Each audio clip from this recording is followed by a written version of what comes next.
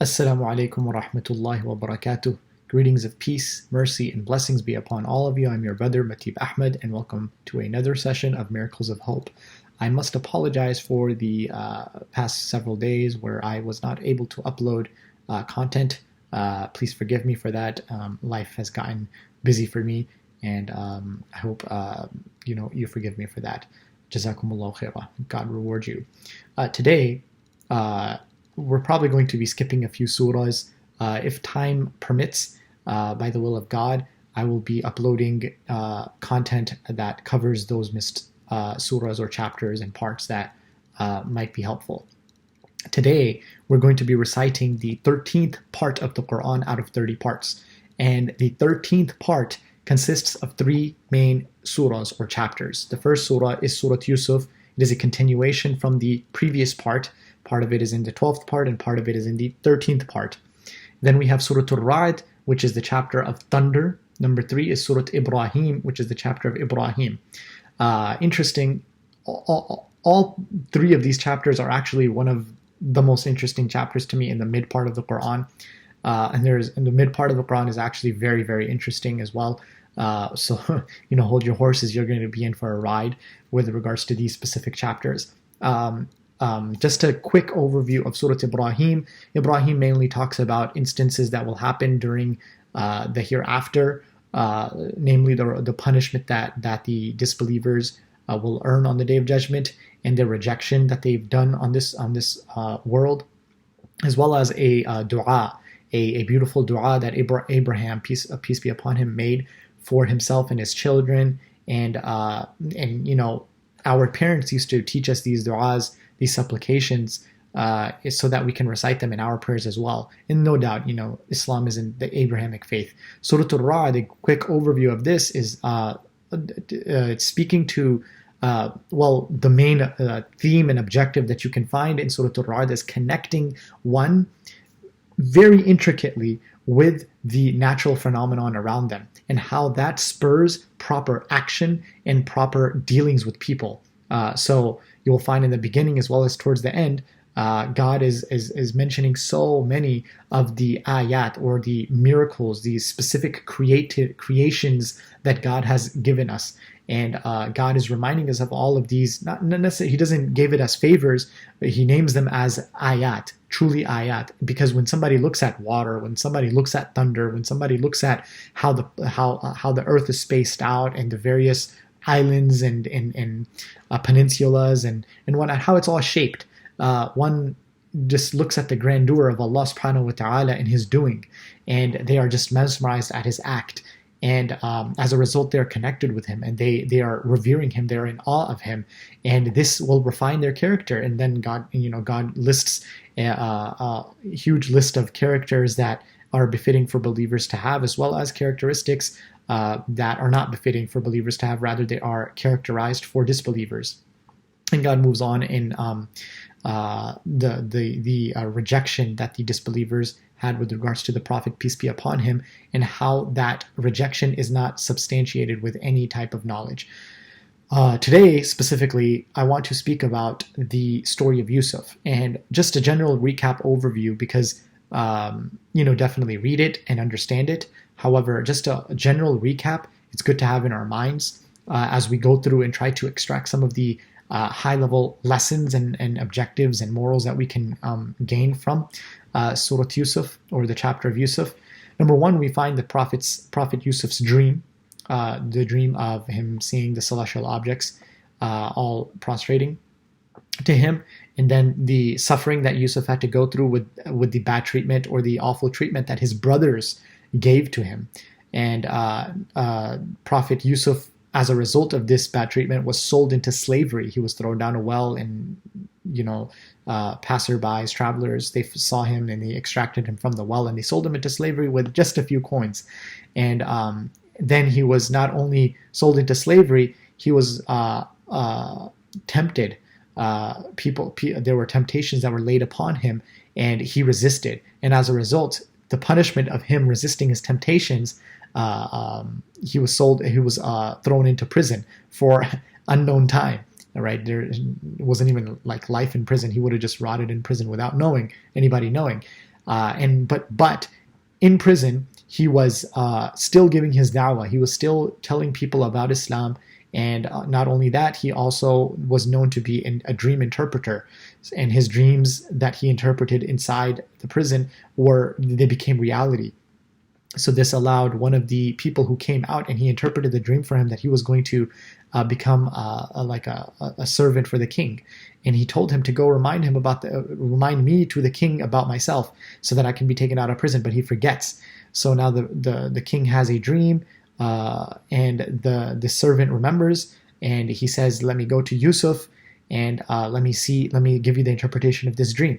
He goes to Yusuf, gets the interpretation, comes back, tells the king the interpretation, and also tells Yusuf suggestions and advice from the king in prison. And then Yusuf alayhi salam, or peace be upon him, the servant he's recognized. So the king wants to bring him, but Yusuf says, "No, I'm not coming in front of him until my name is cleared, because I did not do anything wrong." And he wants to make sure that his name is clear. So he brings the testimony. The king brings about the witnesses and testimonies. And finally, al-ana hashas al-haq, the truth has been made clear. And finally, Yusuf is cleared of any wrongdoing whatsoever. And beyond that, he not only has been cleared of any of this, he's also been made the minister of finance. And this is where you find the second part of the story in part 13, the 13th part of the Quran out of 30 parts, mainly talks about this aspect of the story, where as he's administering the affairs, he tells, the call is made in Egypt that people should come, or surrounding areas, that people should come and grab the food, because Egypt has a surplus. They made their surplus. And the brothers of Yusuf come, and he notices them, but they do not notice him. And he gives to them their food, and he also tells them, "Go and bring your other brother, because I'm not going to give you all of this. This is the merchandise back. I'm not going to give you all of this until you bring your brother." So they bring the brother. They ask their father to allow his young brother to come. And he brings the young brother, and he plots a plot. And he assures that his young brother is going to be kept with him. And this makes the brothers of Yusuf feel very sad, because they know what they've already done with Yusuf. And this is going to make their father feel extremely sad. He not only lost one brother, but he lost his second brother. So the eldest amongst them says, "I'm not going to travel the earth." So this is the third brother that Yaqub, or Jacob, is going to lose, peace be upon him. He says that, "I'm not going to travel the earth until God makes a way for me, or my father allows me." Meaning he's not going to go back to his father. He cannot show his face to his father, because this it's just too much sadness to bear that news. And he tells the rest of the brothers to go tell the news to the father. And فَصَبْرٌ جَمِيلٌ, Jacob, he exclaims, "This is just going to be my patience," and he complains only to God. And finally, at a time when they are in desperate situation, the father pleads to the sons to go and get some more food. And they go to Yusuf. And Yusuf finally exposes whom he is, and he tells them, "Ana Yusuf wa hadha akhi, I am Yusuf, and this is my brother." And he tells them that they are forgiven. There's nothing wrong that's going to happen, and bring the rest of your family over to Egypt. And so this is the fulfilling of the dream that he saw in the beginning of the story. And then God finally speaks about the pagans of Mecca and how they rejected some of the ayat, or particularly the ayat of the Quran, as well as ayatul kawniyya, the universe, and the signs that are placed within the universe, as well as the universe itself, and how they should not reject it, and how these are to remind them of God. So this is a general, a very quick and short summary of Surah Yusuf. The reason why I mention that is so that it's fresh on our mind, so that we can extract some objectives. The overall objective that we get, and when one recites this particular surah, or this chapter, they will find that there are some repetitive themes and elements and statements within this story. So one of the statements that repeats twice is فَصَبْرٌ جَمِيلٌ, فَصَبْرٌ جَمِيلٌ. And who says this? It is Yaqub, Jacob, peace be upon him, to show you that one of the overall objectives of this story is for one to have patience. And it's not just a passive patience. Patience in Islam is not passive. It's not a passive characteristic. It's an active action that one takes. And that is when they plead to God and they are humbling themselves to God. That's what it means to have beautiful patience, because The patience is not beautiful if one is just not reacting. They have to be reacting proactively, and that is going back to God, and that is a recognition that everything is in the hands of God, and that God is the one who can take care of their affairs. So that's what it means to have beautiful patience. The second thing that we learned, and then we find this ayah or this sort of statement is repeated twice inside the chapter, إِنَّهُ مَنْ يَتَّقِ وَيَصْبِرْ فَإِنَّ اللَّهَ لَا يُضِيعُ أَجْرَ الْمُحْسِنِينَ. Particularly, فَإِنَّ اللَّهَ لَا يُضِيعُ أَجْرَ الْمُحْسِنِينَ. We'll get to this. However, يَتَّقِ وَيَصْبِرْ, God consciousness and having patience. So we spoke about patience, God consciousness. That is the overall objective that Islam is attempting for the believer to obtain. At-taqwa, to obtain God consciousness, being God conscious in every second, millisecond of one's life. Now, if one is optimized with this consciousness of God, and they are constantly reminded of themselves of God, then precisely what happens is only good things. This is exactly what happens, only good things. Now you're looking at the story of Yusuf and you're like, wait, he had taqwa throughout his whole entire story. Why weren't good things happening to him? And that is a very, very right question you can ask. But one must recognize that sometimes the actions are not direct.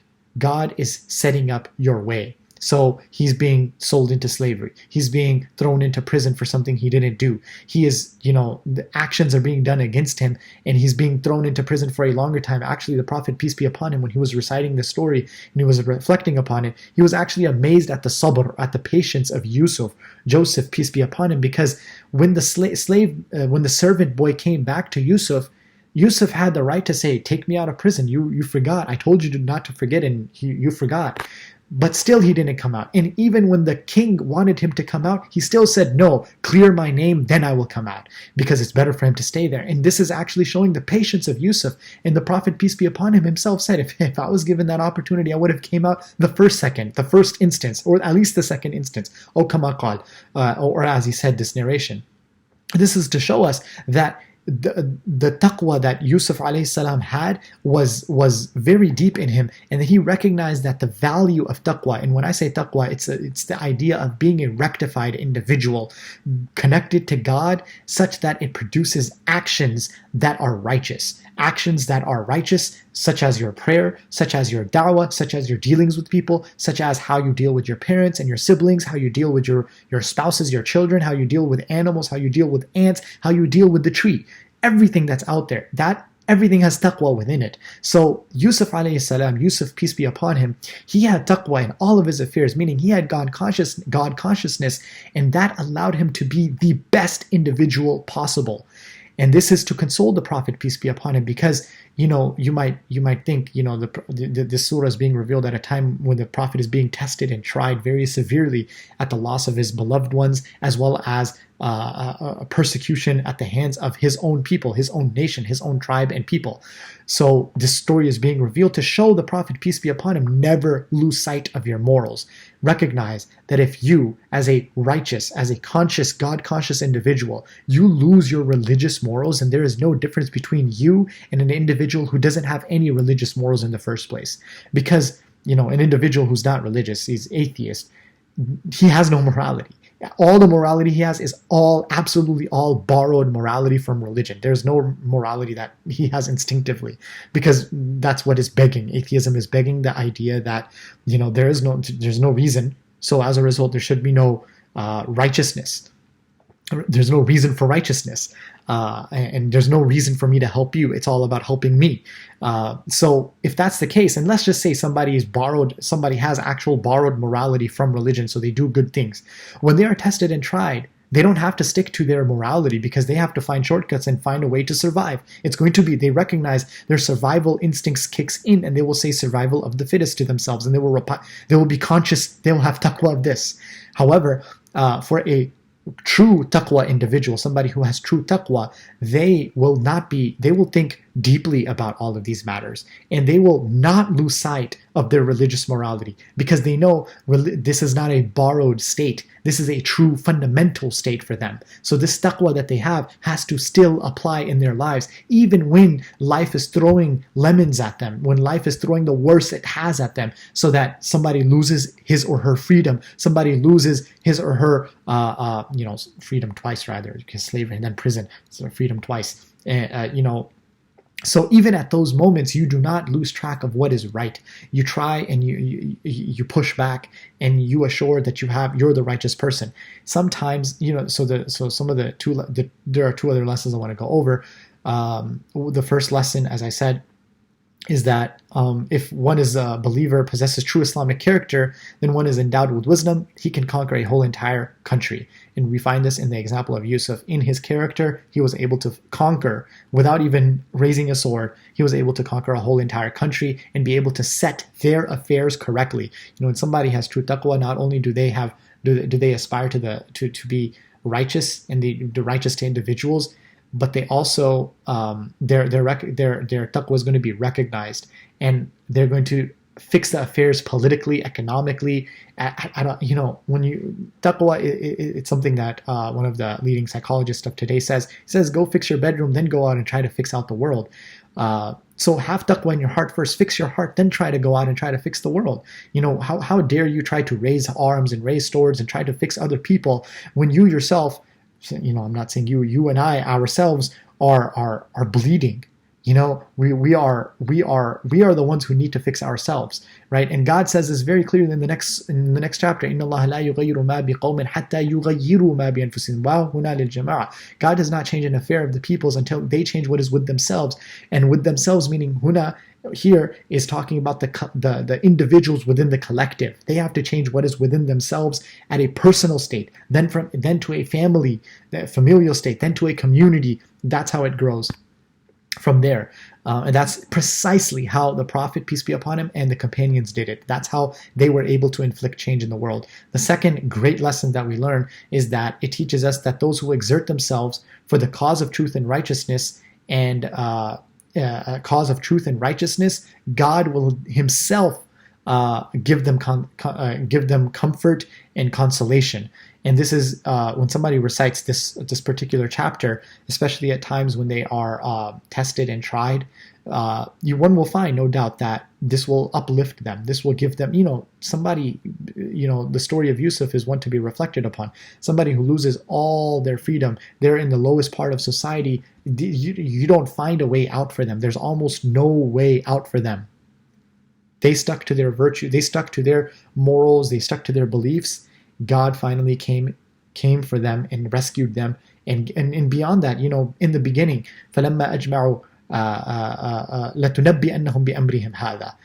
When they collected themselves and they threw him inside the well, God said, وَأَوْحَيْنَا إِلَيْهِ أَن تُنَبِّئَنَّهُم بِأَمْرِهِمْ هَذَا, أو كما قال, that God himself revealed to Yusuf that he will let them know about this matter. Meaning, when the calamities are striking, this story is telling you that as soon as the calamities are striking, God is telling you that don't worry, you're going to find a way out. Don't worry. He's telling you indirectly, but he's telling Yusuf directly because he's the prophet, right? And prophets are there to tell you the message afterwards, right? And this story is mentioned in the Quran for you, so you are able to get this console and comfort. And this is what God precisely says in later chapters in the Quran, إِنَّ مَعَ الْعُسْرِ يُسْرًا. Indeed, with every hardship there is ease. So, I hope these are some of the lessons that benefit us. Now, by the way, the objective, when I say the objective, this is a very interesting story because stories, you don't just get one objective, you get many objectives. So you leave it at that. If I were to say, what is the objective of this story? You can say, as-sabr and taqwa will not allow your deeds to be wasted, nor in this life, not in this life, nor in the hereafter. So this is their overall objective. However, one will find that there are going to be many, many other objectives and lessons and morals and themes that one can derive and implement within their lives. This story is definitely one of the most beautiful stories, as God says, نَحْنُ نَقُصُّ عَلَيْكَ أَحْسَنَ الْقَصَصِ. We are going to recite to you a story that is one of the most beautiful and best of stories. And no doubt it is one of the best of stories, and it has timeless wisdom. So please do take your time, reflect upon the story, and recognize that there are so many miracles of hope in this story. I mean, this is itself going to be a session within itself. I do recommend that you find any other lectures and resources that will help you understand the story at a deeper level. There are many lectures going on right now, not even to name many, but there's many that you can benefit from. So this is just a short, just longer than normal, but short introduction to the story, as well as some of the benefits that we can learn from it. I hope this was beneficial. If it was, please do like and share, and benefit others by sharing it with others. And Jazakumullah khairan, may God reward you. And Wasallallahu wa sallam ala nabiyyina Muhammad. Peace and blessings be upon our beloved Prophet, peace be upon him.